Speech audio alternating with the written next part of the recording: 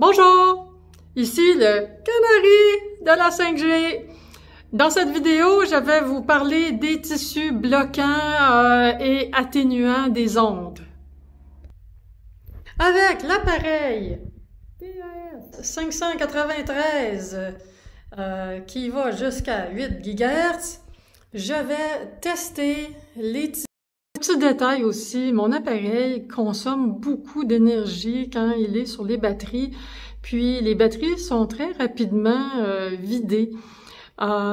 Si vous avez éventuellement un appareil semblable à celui-là, il est possible que à partir du moment où la batterie commence à être faible, l'appareil donne des fausses mesures qui sont des mesures plus faibles que la réalité. Alors, pour l'exercice que je vais vous montrer, j'ai mis une batterie neuve. Je vais en profiter pour vous parler d'un truc que j'utilise de manière provisoire pour me protéger la nuit contre un maudit compteur intelligent qui est derrière le mur de ma chambre à coucher. Bien que il y a un voisin qui a un compteur intelligent qui est juste en face, je ne suis pas convaincue lequel des deux est le pire, c'est lequel va le plus passer à travers le mur pour me déranger la nuit. Mais je vais vous montrer qu'est-ce que j'ai fait. Alors, j'ai acheté une tente de plage. Je vous montre ça. Alors voilà, c'est une tente qui est comme une sorte de demi-lune et sur laquelle j'ai mis ce qu'on appelle les couvertures de survie qui sont en mylar. Alors, ce tissu-là bloque les ondes, mais pas assez à mon goût. Alors, c'est pour ça que j'en ai mis plus qu'une épaisseur. Mais à ce prix-là, c'est tellement pas cher qu'on s'en fiche un peu. Puis, il y a un côté brillant et un côté mat. Le côté mat doit être du côté de la personne. Et donc, il faut comprendre que le côté brillant, c'est le côté qui va faire réfléchir les ondes. On ne veut pas avoir ce côté-là en notre direction pour retourner les ondes sur nous. On veut éloigner les ondes. Donc, comme ça, le compteur intelligent qui est derrière le mur fait en sorte que juste à l'extérieur ici, le lecteur va me donner des lectures de 1600 microwatts au mètre carré. Et juste en dessous ici, j'ai du 1-2 microwatts au mètre carré. Donc, on est dans une situation qui est dans les 1600 fois moins forte qu'à l'extérieur. Donc ça fait une différence dans la qualité du sommeil. Mais c'est pas tout, c'est que j'ai mis un Swiss Shield qui est entre mes deux matelas. OK? C'est un tissu que j'ai payé une fortune.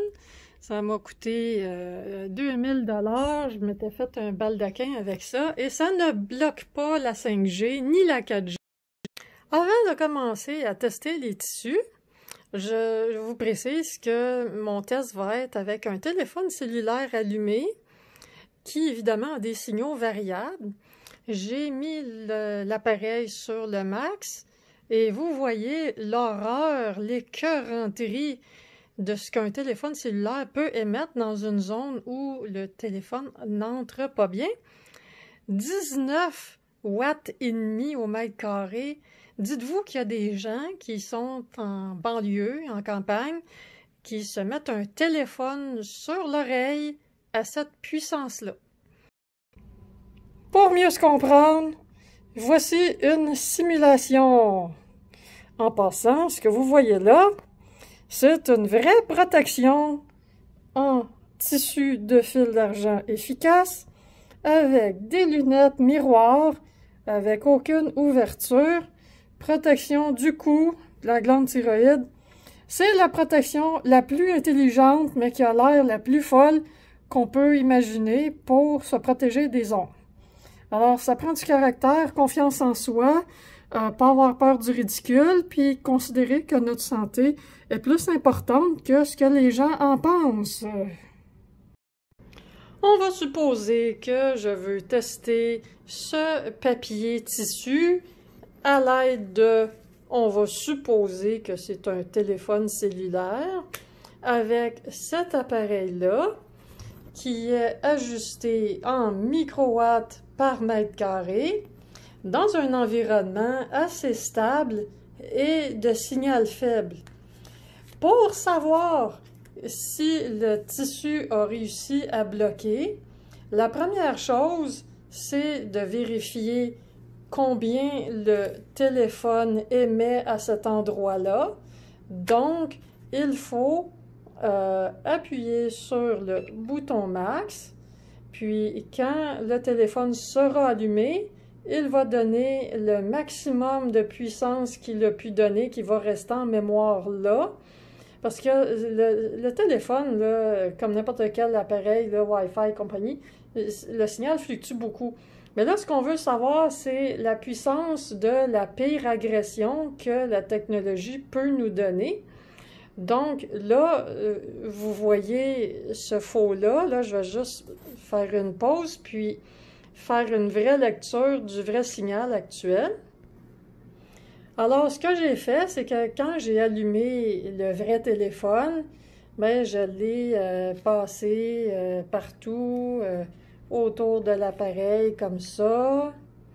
J'ai passé un petit peu à distance aussi, là. Ben, c'est pas une grosse distance, là, c'est proche.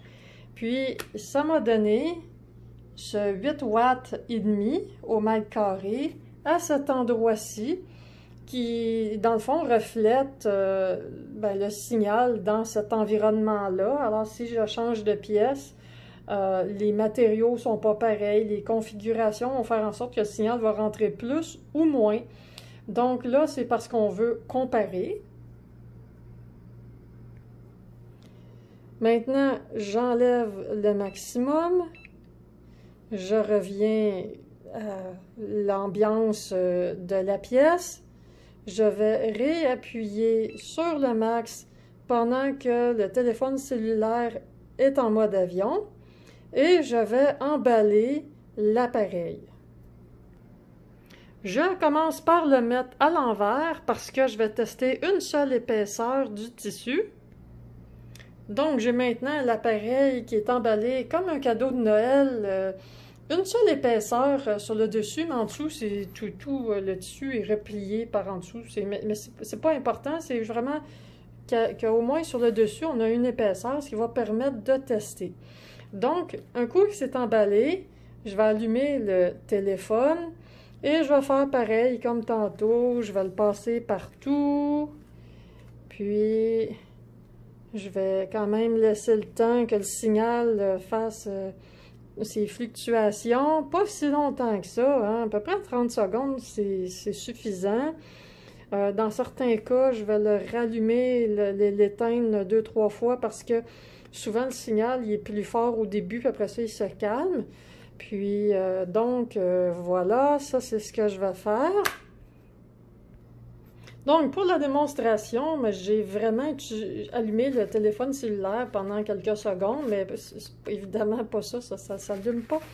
Donc là, parce que l'environnement est faible et que là maintenant le téléphone est en mode avion, ce que je vais pouvoir lire, c'est ce qu'il a mesuré. Alors, il a mesuré 11 watts au mètre carré.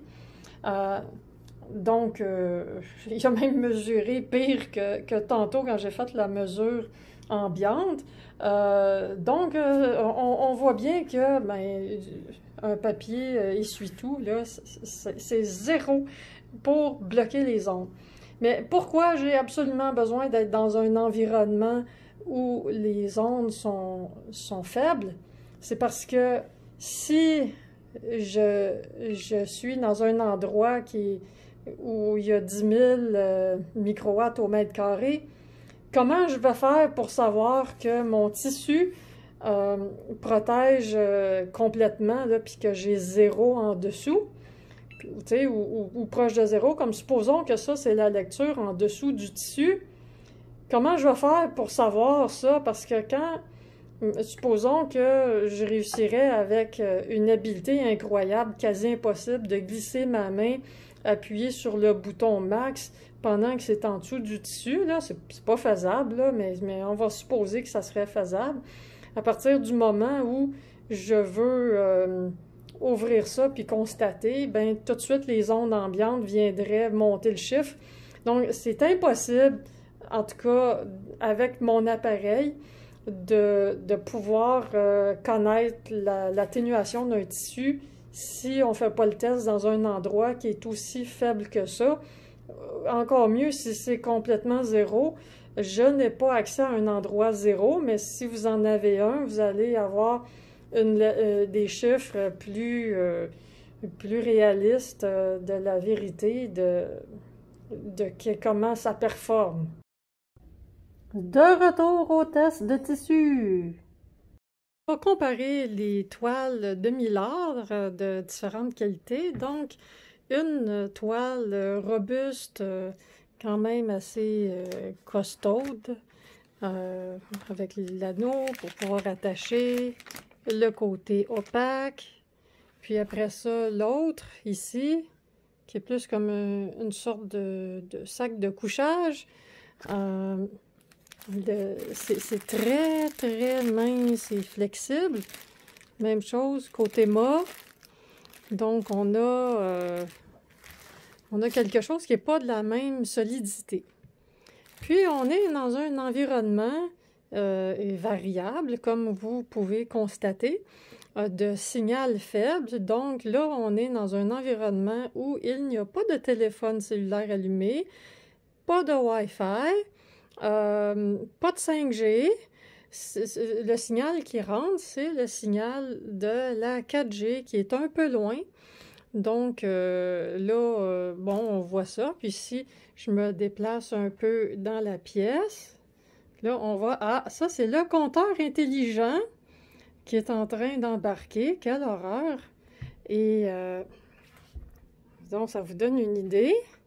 Et pourquoi que quand j'arrive ici, ça tombe comme ça, ben c'est grâce à ma tante que même si elle ne protège pas par-dessus le lit, étant donné que le compteur intelligent est vraiment derrière, il n'est pas sur le côté, il est vraiment exactement sur le mur arrière, c'est pour ça que la protection fonctionne. Donc, avec cette lecture-là, ici, on est correct. Je vais vous montrer. Là, le défi dans le test des différents tissus, c'est d'emballer, dans le fond, le détecteur d'une manière étanche, puis c'est en espérant qu'il n'y a pas de défaut dans le tissu qu'on va tester, parce que dès qu'il y a un petit défaut, un petit trou, quelque chose, le signal va passer. Donc, ce n'est pas une science 100% exacte. C'est compliqué de faire quelque chose d'exact, mais je vais tenter de vous montrer la réalité de la vraie vie. Donc, j'ai emballé l'appareil avec une épaisseur. Donc, on va voir ce que ça donne. Donc, on a 584 milliwatts au mètre carré. Donc là, il faut considérer qu'on est parti de quelque chose qui était entre 8 watts et proche de 20 watts, là, quelque chose dans ces alentours-là. Puis, c'est ça qui a passé. Donc, ça l'a bloqué quand même assez, sauf que si on est dans un réel environnement aussi hostile que ça, mais c'est certain que pour un électrosensible, cette puissance-là, c'est beaucoup trop. J'ai un compteur intelligent qui est derrière le mur qui n'est pas à 10 watts, là. Vous l'avez vu tantôt, il est à 1600 microwatts, là, qui est 1,6 milliwatts. C'est pas la même chose que 10 ou 20 watts. Donc, dans un contexte où le signal est pas extrêmement fort, là, tout d'un coup, les toiles de Mylar sont formidables. OK? Ça fonctionne bien. Je l'ai testé plusieurs nuits. Il n'y a pas une fois que ça n'a pas été satisfaisant, c'est-à-dire c'est toujours en bas de 3.5 sous la tente. Bon, maintenant l'appareil est caché sous une épaisseur du tissu plus costaud. Ben, tissu matière, on va dire, le Mylar, la feuille de Mylar de survie. Bon, alors j'ai obtenu 129 milliwatts au mètre carré, ce qui est une meilleure performance que l'autre qui était ultra mince. Juste pour le plaisir de l'expérience, je vais le tester une deuxième fois avec 2 épaisseurs. Alors, 2 épaisseurs, 21 milliwatts, c'est nettement un progrès. Avec les anneaux, les petites lignes comme ça, plus coriaces, c'est plus efficace que la petite toile mince, mince, mince. Ça, c'est comme un sac poubelle. C'est mince comme un sac poubelle, c'est pas plus épais que ça. Après la vidéo, ben ça sera beaucoup de plaisir pour plier ça et remettre ça dans le petit sac. Wahaha! Maintenant, le Swiss Shield qui m'a coûté un bras. On va voir une épaisseur. Donc, 233, 234 milliwatts au mètre carré avec le Swiss Shield.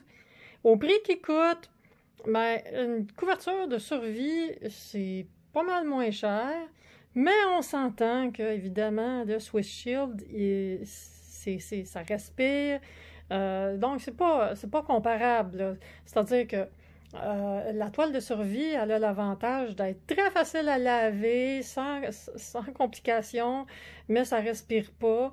Laver ça, c'est la merde, mais au moins ça respire. Alors, ça dépend vraiment de l'usage qu'on va en faire. Bon, avec 2 épaisseurs, ben, c'est pas mieux. Pour faire plaisir aux enthousiastes du Swiss Shield ou pour les consoler parce qu'ils ont payé très cher, en mettant 4 épaisseurs, là, j'arrive à 30 milliwatts au mètre carré.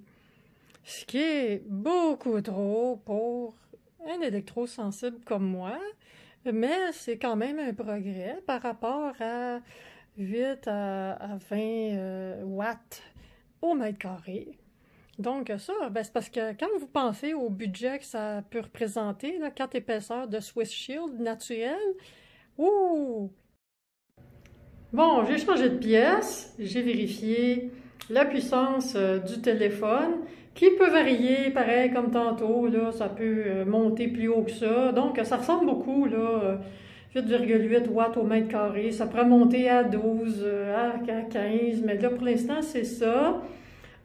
Donc, pas une science exacte encore, je le répète, il faut comprendre ça. Ça donne juste un indicatif que quand on est dans les watts au mètre carré, c'est fort.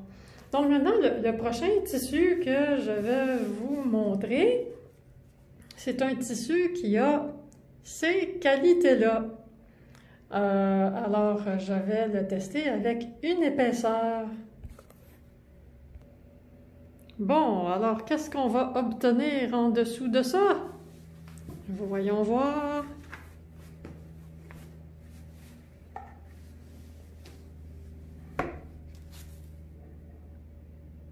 « 269 milliwatts au mètre carré. C'est surprenant pour si peu de métal dans le tissu. Je vais faire un deuxième test pour voir. Deuxième test, 586 milliwatts au mètre carré. Maintenant, un tissu qui vient de Chine, qui est supposé, tiens, vous avez sans doute déjà vu des photos de ça, il est supposé avoir du nickel là-dedans, mais le nickel est supposé être magnétique, mais il n'est pas magnétique le tissu. Alors, ben, je ne sais pas c'est quoi qu'il y a dedans, parce que peut-être qu'ils n'ont pas dit la vérité. Donc, on va tester ce tissu mystère qui est supposé bloquer les ondes à 99,99999%. Voilà. Bon, alors qu'est-ce que j'ai obtenu? 2 microwatts au mètre carré. Yeah! Pour une chinoiserie là, qui est supposée d'être de la cochonnerie. Pas pire, hein? Ben là, on va faire les sceptiques. Je vais faire un deuxième test. Tout d'un coup, que ça rentrerait plus parce qu'on fait un exercice de vraie vie, hein? Deuxième test. Ben, c'est consistant. Alors, pour l'instant, ce tissu est extraordinaire. Maintenant, on passe au tissu moustiquaire, plaqué, fil d'argent, encore une chinoiserie. Mais celui-là, je l'ai porté beaucoup pendant l'été. Alors, c'est possible qu'il soit abîmé parce que tous les tissus plaqués en fil d'argent ou même pas plaqués, je ne sais pas trop, là, en bougeant, en fripant, en pliant, en frottant, ça peut abîmer et faire en sorte que les ondes peuvent passer. Mais c'est pas grave, on fait un exercice de vraie vie. Alors, on va voir qu'est-ce qu'une chinoiserie de moustiquaire peut nous donner comme résultat. Donc, on a obtenu 6 milliwatts au mètre carré. Ben, j'ai quand même pas mal mieux qu'un Swiss Shield naturel, hein, on n'en doute pas. C'est plus performant aussi que les toiles de Millard, mais c'est pas aussi performant que l'autre tissu de tantôt, c'est évident. Sauf que celui-là, il est transparent. Hein? On peut voir à travers, on peut bien respirer. Alors, comme tissu qui respire, considérant la performance et le prix, c'est certain que c'est pas du Swiss Shield naturel que je vais racheter, c'est plutôt ça. Ça, puis là, on a quelque chose qui n'est pas neuf, là. Donc, si c'était neuf, on peut s'attendre à ce que ça soit de meilleure performance, mais malheureusement, on est dans la vraie vie, je n'ai plus de tissu comme ça qui est neuf, donc je ne peux pas vous faire la démonstration, mais au moins, on a ça comme exemple. Maintenant, je viens de faire un deuxième test, il me donne 2,6 milliwatts au mètre carré. Ah, et on s'entend que pour un électrosensible, hein, c'est quand même trop fort, là. Mais ça, c'est une épaisseur. Ben voilà, on va essayer 2 épaisseurs pour voir qu'est-ce que ça donne. Bon, maintenant, avec 2 épaisseurs, le beau petit tissu chinois en moustiquaire qui est usagé, qui a passé l'été, c'est ce qu'il nous donne. La Swiss Shield n'est pas capable de faire ça avec 2 épaisseurs, puis le Millard non plus. Comme vous pouvez le constater, l'éclairage a changé depuis le début de ma vidéo parce que ben, c'est long faire tout ça, là. Là, puis on est rendu à l'automne, le soleil se couche vite. Donc, le dernier tissu là, que je vais vous montrer, c'est encore une autre chinoiserie, là. C'est du tissu 100% fil d'argent de la compagnie AJACN. Puis je me suis fait un foulard avec ça, je l'ai porté, donc il est usagé, donc potentiellement abîmé, mais il semble quand même en bon état. Là, ça semble être opaque, mais en réalité, ça ne l'est pas parce que c'est dur à montrer. Mais bon, si on s'en va en dessous, on voit à travers. C'est le genre que personne ne nous voit sauf nous, on voit les autres là, quand on est en dessous. Ça respire quand même assez bien. C'est sûr que rien ne bat le moustiquaire, là, c'est le grand champion pour respirer. Mais là, on va vérifier la performance de ce tissu-là, qui est quand même, je vous dirais, assez doux, confortable. Puis c'est un beau tissu. Il y a une flexibilité, alors que l'autre, que je vous ai montré ici, il est raide un peu, là. Donc, pour un vêtement, ça, c'est plus agréable. L'autre, c'est plus pour peut-être un rideau ou pour des applications de bloquer des appareils, etc. Mais quant à moi, les appareils, on peut les bloquer en les mettant à off, en filant, c'est beaucoup mieux. Et voilà, donc je vais tester ça une épaisseur. Mais je vais le tester une deuxième fois, juste pour comparer.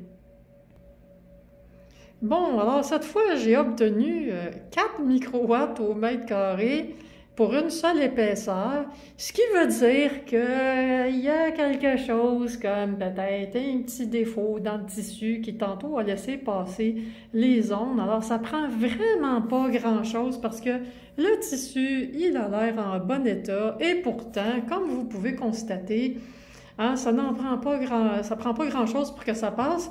Et aussi, c'est possible qu'il y ait un effet de rebondissement, d'une petite ouverture. C'est complètement capoté, là. Mais bon, je vais quand même... est-ce que ça vaut la peine que je fasse 2 épaisseurs? Non. Je vais le faire quand même, juste pour la forme. Bon, alors et voici ce que j'ai obtenu avec 2 épaisseurs. Donc ça, c'est un tissu que ça vaut même pas la peine de porter 2 épaisseurs. Tiens, là, ça vient de monter. Ça, c'est le compteur intelligent du voisin qui vient de passer. Parce que là, on n'est plus en train de protéger. Quelle merde! Bon, en tout cas, c'est pas grave. Ça, c'est pas ce qu'il y a de pire, là. Quand je m'en vais dans le salon, j'ai 3500 microwatts. C'est pas le fun. En tout cas. Et voilà, donc, vous voyez, ce tissu-là, ben franchement... compte tenu de ses qualités, puis son prix, c'est sûr que c'est pas donné, là, mais c'est bien moins cher que du Swiss Shield. C'est mon préféré. Puis quand je le porte, étant donné que c'est du métal conducteur, mais non magnétique, je porte quand même un tissu qui va isoler ma peau de ça. Dernier test, le fameux papier d'aluminium. Il y a beaucoup de gens qui ne jurent que par le papier d'aluminium. On va voir qu'est-ce que ça vaut. Je viens de le tester, je vais déballer ça. Donc, c'est une épaisseur. 53 milliwatts au mètre carré. Donc, c'est une performance qui est, dans le fond, comparable au Mylar. Considérant le prix du papier d'aluminium, puis de sa texture, son aspect qui est difficile à mettre beau, là, un coup qu'on l'a plié, tout ça, c'est la merde, là.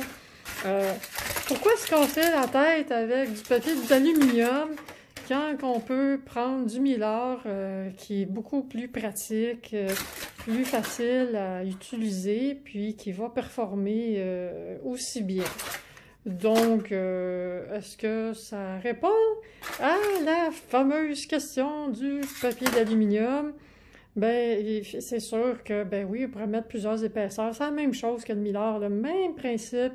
Mettez autant d'épaisseur que vous avez jusqu'à temps qu'on arrive proche de 0, mais c'est parce que il n'y a rien de gratuit. Tout a un prix, alors c'est à vous de figurer ça. Bon, alors, en conclusion, il n'y a pas de réponse parfaite pour tout, là. C'est-à-dire que chaque situation a sa solution imparfaite, avec toutes les contraintes qui viennent avec, puis les frais qui sont associés. Donc, là, il faut comprendre que quand vous entendez quelqu'un dire, ou si vous avez déjà dit vous-même, « Ah, moi, j'ai essayé ça, des tissus bloquants, puis ah non, je me sens pas bien avec ça. » Ben, peut-être que le tissu bloquant était mal utilisé ou peut-être qu'il était abîmé, mais c'est que quand les ondes passent, que ce soit par une petite ouverture ou un petit défaut ou quoi que ce soit, ben là, les ondes sont fortes en dessous du tissu. Alors, c'est normal de se sentir mal. Là, est-ce que vous vous sentez plus mal avec un tissu bloquant qu'avec rien du tout? C'est toujours possible que ça arrive s'il y a trop d'ouverture, puis que là, les ondes rentrent, puis qu'ils rebondissent, qu'ils se multiplient. C'est peut-être pas une bonne affaire pour vous, mais si vous avez des des vêtements qui sont bien conçus puis bien portés, si vous les portez d'une manière que vous rendez ça étanche, comme si vous en faites une cage à Faraday efficace et bien fermée, vous devriez vous sentir mieux avec le vêtement bloquant qu'avec rien du tout. Puis quand c'est un tissu métallique, comprenez que c'est conducteur, puis si vous vous approchez des champs électriques élevés, ben tout simplement, le champ électrique va se transférer sur le tissu. Donc, si vous êtes longtemps dans une zone comme ça, vous risquez d'être incommodé par les champs électriques. Mais dans la vraie vie de l'utilisation d'un vêtement bloquant, quand on s'en va se promener en voiture ou dans les commerces, à l'épicerie, des choses comme ça, ça arrive qu'on est exposé à des champs électriques élevés, comme si on passe près de pylônes électriques à très haute tension. Ça peut arriver sur l'autoroute, à différents endroits, mais la majorité des endroits ne sont pas comme ça. Puis, si on passe près d'appareils électriques dans des endroits publics, ça peut arriver. Mais généralement, on est juste de passage à court terme. On n'est pas là particulièrement longtemps. Alors, finalement, en bout de ligne, ces solutions qui sont, ben oui, imparfaites, sont mieux que rien. Moi, si je vais dans la 5G à Montréal sans protection pendant 5 ou 6 heures, je me retrouve avec des symptômes neurologiques particulièrement intenses et dangereux. C'est pas maintenant, je vais vous sortir la liste, mais vous pouvez fouiller dans mes publications, vous allez trouver la liste des symptômes. Mais si je porte mes protections, j'ai pas loin de 0 symptômes. Disons que c'est juste des petits symptômes passagers. Si je passe près de zones électriques, et aussi si la 5G est très, très, très forte, ben c'est seulement dans mes mains, mes pieds que je vais vraiment le sentir, parce que si je porte pas quelque chose aux pieds, j'ai pas encore vraiment trouvé quelque chose de vraiment génial que j'ai essayé pour les pieds ou les mains, là ça s'en vient, là, je suis pas rendue là. Quelle emmerde! Mais bon, OK. Dans la 5G millimétrique, la 5G élevée, là, les mains, c'est comme ça donne de l'arthrite, là, des douleurs articulaires, c'est l'enfer. Mais bon, on n'est pas tout le temps dans une zone qui est très, très, très forte. On peut se déplacer, puis si on a la discipline puis la prudence d'avoir un appareil pour mesurer les ondes, mais quand on se déplace dans la 5G, on amène l'appareil avec nous, puis quand on voit qu'on est dans une zone qui est très forte, ben on s'arrange pour pas rester là, on se déplace, on s'en va plus loin. Puis des fois, c'est pas tellement loin qu'on va avoir des ondes beaucoup plus faibles. Toutes sortes d'objets qui peuvent interférer par rapport aux ondes, soit les amplifier ou les diminuer.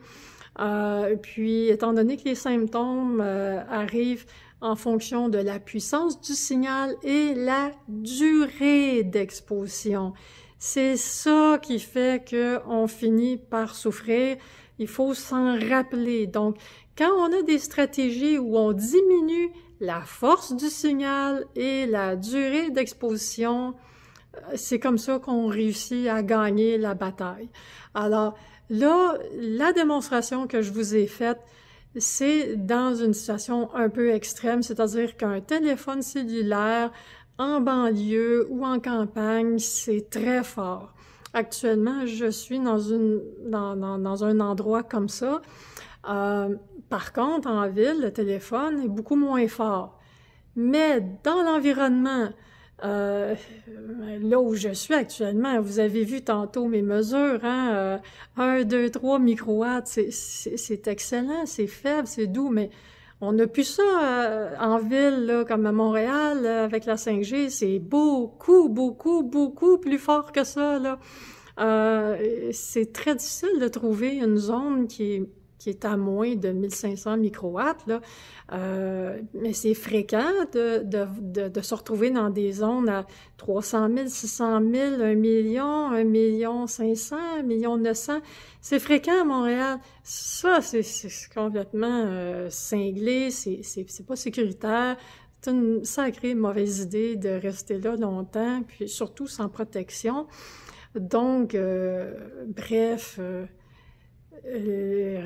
selon la température, l'usage, etc., vous faites des choix de tissu en fonction de ça. C'est un apprentissage, c'est de l'expérience, c'est beaucoup de dépenses, faut y penser. Sautez pas aux conclusions trop vite, c'est facile de se tromper avec tout ça. Méfiez-vous des vendeurs. Puis je vais vous dire la triste vérité à propos des vêtements de protection. Je sais, ça va pas plaire à personne. On a tous envie d'être habillés d'une manière normale, élégante, à la mode, bien paraître. On n'a pas le goût d'avoir l'air fou, là. Bon, je m'amuse avec mon chapeau, là, mais dans d'autres vidéos, je vous ai montré, là, mes protections pour le visage, la tête. C'est vraiment pas très, très agréable à porter, puis, tu sais, c'est socialement pas super intéressant. Mais c'est que la réalité, c'est que de la même manière que quand vous allez vous baigner dans une piscine, c'est votre tête qui a besoin d'être à l'extérieur de l'eau. Donc, vous avez envie de sortir votre tête, votre cou de l'eau. C'est plus important que d'avoir la tête sous l'eau avec les pieds et les mains sortis ou le torse ou peu importe, là. Bon, alors vous allez voir des publicités comme par exemple une compagnie qui va vous vendre l'idée de vous acheter des caleçons, surtout pour hommes, protéger les bijoux de famille, protéger vos spermatozoïdes, votre production de testostérone, donc porter des belles petites culottes qui protègent des ondes, porter un beau t-shirt, un beau chandail, beau pantalon qui protège des ondes, mais rien sur la tête. Rien dans le cou. Comme si le paquet est plus important que le cerveau, là. Ben, je pense qu'il y en a qui pensent ça, là. Donc, vous décidez où vous mettez vos priorités dans vos dépenses. Mais certainement que si vous avez un budget limité, la chose la plus importante et de loin à protéger, c'est votre tête et votre cou, et pas seulement une tuque. Le visage, il faut protéger la tête au complet. Vous allez avoir l'air d'un martien, d'un extraterrestre, d'un cinglé, d'un fou, d'un religieux, d'une religieuse, peu importe, là, ou d'un crackpot du COVID, là, peu importe. Mais c'est ça qui est vital. Le cerveau, la glande thyroïde, c'est ça qu'il faut protéger. Sérieux, je sais, c'est plate, je sais, mais c'est ça la priorité. Si vous mettez juste une tuque, c'est bon rien. Regardez, une tuque comme ça, les ondes, ils passent par le visage, ils attaquent les yeux, vous abîmez vos yeux, ça attaque les dents, ça attaque tous les nerfs partout dans le visage, puis ça passe à travers, ça se rend au cerveau, c'est bon rien. Donc, si ce chapeau-là protégeait des ondes, ça serait mineur comme protection. Puis en réalité, ça pourrait même pas vraiment aider puisque en passant à l'intérieur, ça rebondit là-dedans. On dit que les ondes non ionisantes sont des ondes non pénétrantes et par conséquent, supposément, sans danger pour le corps humain. Non, mais c'est donc bien ridicule cette affaire-là. Ça, c'est comme si on pensait que le corps humain était un objet inanimé, un objet inerte, comme si on allait mesurer un morceau de bois sec, là, puis qu'on allait voir à quelle profondeur que les ondes pénètrent là-dedans, puis qu'après ça, on irait statuer sur « Ah, ben là, si ça pénètre pas plus que telle profondeur, là, ah, ben là, ça veut dire que c'est pas dangereux. » Bon, mais en réalité, là, ça marche pas de même, là. Un être vivant qui est en réalité un être électrique, électroémetteur et électrorécepteur, qui est exposé à des ondes, des champs électromagnétiques élevés, des radiofréquences élevées, des micro-ondes élevées, des ondes millimétriques, à des puissances complètement délirantes. C'est sûr que ça a un effet sur le système nerveux. Le système nerveux, c'est plein de fils électriques. Pensez-vous que si vous mettez de l'électricité sur le bout du doigt, là, vous pensez pas que ça va aller avoir un impact, mettons, sur le cœur, le cerveau, etc.? Hein, tu sais, comme juste aller se mettre les deux doigts dans une prise de courant, là. Tu sais, on pourrait dire, ah, c'est juste la surface de la peau. Ah, ben ouais, ben c'est bien beau, là, mais l'électricité, là, ça passe, là, ça pénètre, ça rentre. Donc, ça suffit, là, les niaiseries de dire que, ah, c'est des ondes non ionisantes, là, inquiétez-vous pas. Non, non, non, inquiétez-vous parce que c'est vraiment dangereux, surtout depuis qu'on a mis la 5G, qui est beaucoup trop forte, OK? Dites-vous, là, que si vous grattez un tableau avec vos ongles, c'est juste la surface de vos ongles, mais avez-vous remarqué l'effet que ça a sur le système nerveux? Hein? Tout votre corps au complet réagit. Ben, les ondes, là, ça fait réagir votre corps au complet. Puis si vous n'êtes pas attentif, ben, ça se peut, peut-être que vous n'allez pas vous en rendre compte. Puis après ça, peut-être que quand vous allez être malade, vous allez penser que c'est pour d'autres raisons. Parce que vous n'êtes pas à votre affaire, vous n'êtes pas à l'écoute de votre corps, vous n'êtes pas à l'écoute de votre environnement. Vous êtes juste à l'écoute de choses qui sont peut-être très importantes pour vous, comme des... Ben, c'est important pour tout le monde, on va dire, des considérations d'argent, là. Mais tu sais, quand on pense à, on va dire, l'argent avant la santé, là, c'est parce que le problème, c'est que la santé, on peut pas aller l'acheter au dépanneur, à l'épicerie. Quand on l'a perdu, c'est pas facile, là. C'est précieux, la santé. On n'y est pas avec ça. Ça suffit, là. Donc, ben, la vidéo, là, sur les tissus, ça a été bien long à préparer. J'espère que vous appréciez. Si vous avez des questions, n'hésitez pas. Il y a tellement de choses à dire là-dessus que j'en ai peut-être oublié. Peut-être qu'il y a des erreurs qui se sont glissées, ne sait-on jamais. Mais de toute façon, je vais faire d'autres vidéos pour faire suite. Mon apprentissage est en continu. J'expérimente sans arrêt des nouveaux produits, des nouveaux trucs. Je mets ma créativité à l'œuvre pour trouver des solutions. Et je vous invite à en faire autant et partager vos idées, vos expériences. Puis ensemble, on va pouvoir améliorer notre sort.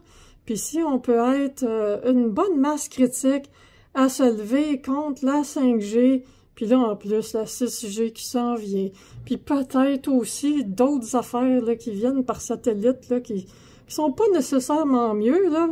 Je sais pas encore toutes les informations sur toutes, là, mais c'est vraiment préoccupant, là.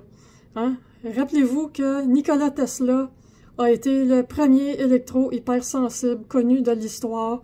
Il l'est devenu par surexposition à des ondes trop fortes pendant trop longtemps. Là, ça, c'est quelque chose qui va arriver à des millions de personnes qui vont être pognées pour s'habiller comme ça, s'ils veulent pas avoir mal à la tête. Est-ce que ça vous tente? Bon, alors, allez, hop, go! Alors, à la prochaine. Merci, à bientôt.